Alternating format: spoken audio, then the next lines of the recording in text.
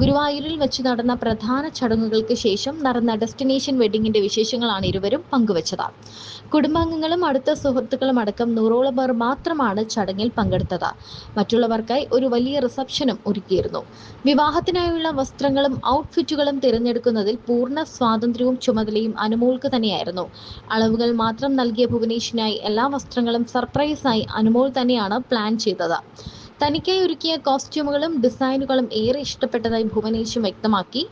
വിവാഹം കഴിഞ്ഞ സന്തോഷത്തോടെ ഭുവന്റെ അരികിലിരിക്കുന്ന അനുവിന്റെ വീഡിയോയും പിന്നെ അനുവിനൊപ്പമുള്ള ഒരു ചിത്രവുമൊക്കെ ഭുവൻ പങ്കുവച്ചിരുന്നു. സ്വന്തം സോഷ്യൽ മീഡിയയിൽ അനുവിനെ ഉൾപ്പെടുത്തിക്കൊണ്ട് ഭുവൻ അപ്ഡേഷൻസ് എല്ലാം തുടങ്ങിക്കഴിഞ്ഞു.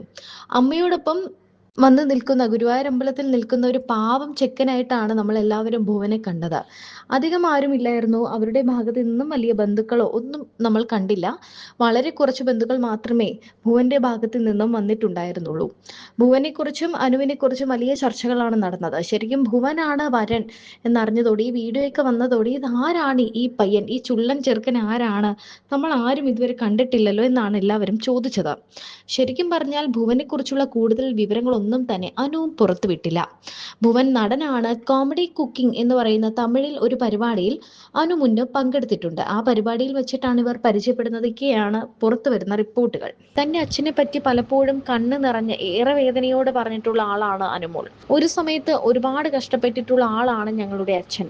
എന്നാൽ ആ കഷ്ടപ്പാടിനിടയിലും ഞങ്ങൾക്ക് വേണ്ടതിനൊന്നും കുറവ് വന്നിട്ടില്ല. ആ കഷ്ടപ്പാട് കണ്ട് വളർന്നത് കൊണ്ട് തന്നെ എൻ്റെ 13ാമത്തെ വയസ്സിൽ ഞാൻ തീരുമാനിച്ചതാണ്, ഞാൻ കാരണം അച്ഛനും അമ്മയും വിഷമിക്കാൻ പാടില്ല എന്ന്. ഞങ്ങൾക്ക് വേണ്ടി കഷ്ടപ്പെടാനും പാടില്ല. താൻ ഇന്ന് കാണുന്ന നിലയിലേക്ക് എത്താൻ കാരണം അതുതന്നെയാണ്. അമ്മയെക്കുറിച്ച് പറയുമ്പോൾ തന്നെ മനസ്സിലൊരു നെടുവീർപ്പ് വരും. മറ്റാരെങ്കിലും അവരുടെ അമ്മയെക്കുറിച്ച് പറയുമ്പോൾ തന്നെ ഞാൻ എൻ്റെ അമ്മയെക്കുറിച്ച് ആലോചിക്കുകയും ഒരു നെടുവീർപ്പ് വരികയും ചെയ്യും. അമ്മ എന്ന് കേൾക്കുമ്പോൾ എനിക്ക് സന്തോഷവും വരും, സങ്കടവും വരും. എൻ്റെ ഏറ്റവും വലിയ ഭാഗ്യം കുറെ കാശുണ്ടാക്കാനായതും അറിയപ്പെടുന്നതും ഒന്നുമല്ല, ഈ അച്ഛൻ്റെയും അമ്മയുടെയും മകളായി ജനിക്കാൻ കഴിഞ്ഞു എന്നതാണ്. എവിടെ പോയാലും നീ കഴിച്ചോ, നീ ഓക്കെ ആണോ എന്ന് ചോദിക്കുന്ന രണ്ടേ ആൾ മാത്രമേ ലോകത്തുള്ളൂ. അത് അച്ഛനും അമ്മയുമാണ്. കണ്ണുള്ളപ്പോൾ കണ്ണിന്റെ വില അറിയില്ല എന്ന് പറയുന്നത് പോലെ മുൻപൊക്കെ സ്റ്റാർ മാജിക്കിന്റെ സെറ്റിലുള്ളപ്പോൾ അമ്മ വിളിച്ചു ചോദിക്കുമ്പോൾ ഒന്ന് വയ്ക്കമ്മേ, വെറുതെ വിളിച്ചുകൊണ്ടിരിക്കല്ലേ എന്ന് പറഞ്ഞിട്ടുണ്ട്. അതൊക്കെ ആലോചിക്കുമ്പോൾ ഇപ്പോൾ വിഷമം തോന്നും. ഇപ്പോൾ ഞാൻ സുഹൃത്തുക്കളോടൊക്കെ പറയും അങ്ങനെയൊന്നും പറയരുതേ എന്ന്. ബിഗ് ബോസിനകത്ത് വെച്ച് തൻ്റെ അമ്മയെ ഒരുപാട് മിസ് ചെയ്തിരുന്നു. അമ്മയുടെ ശബ്ദം ഒന്ന് കേൾക്കാൻ വരെ ആഗ്രഹിച്ചിരുന്നു എന്നും അനുമോൾ പറയുന്നു.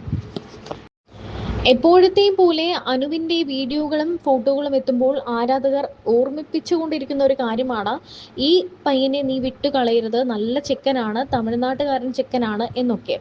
33 വയസ്സുണ്ട് അനുവിന് എന്നാണ് സോഷ്യൽ മീഡിയയിലൂടെ അറിയാൻ സാധിക്കുന്നത്. ഈ പ്രായത്തിൽ അനുവിന് ഏറ്റവും നല്ല വരനെ തന്നെയാണ് കിട്ടിയത് എന്നും